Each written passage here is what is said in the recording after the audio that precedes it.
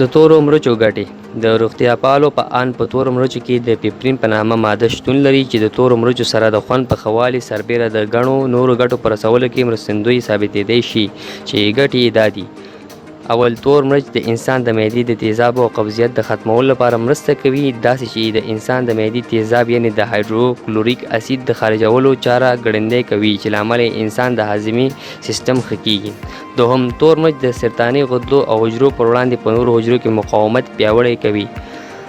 دریم، د میکروبونو په خلاف هم مؤثر ثابت شي، د کولمو د تخریب عوامل او میکروبونه له منځه وړي. څلورم، د خوراک او د خوند او د ذایقې د ښه کولو ترڅنګ تور مرچ د اشتها په صافولو او زیاتولو کې مرسته کوي.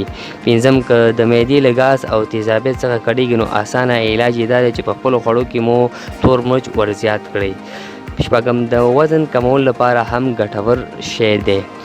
شپږم، چې د تور مرچو په استعمال کې له اسراف او افراط څخه کار وانه خیسته چې ځکه د حاملو او باردارو میرمنو لپاره او کوم کسان چې د معدې دایمي ناروغي لري نو ډیر مرچ خوړل ورته تاوان رسوي.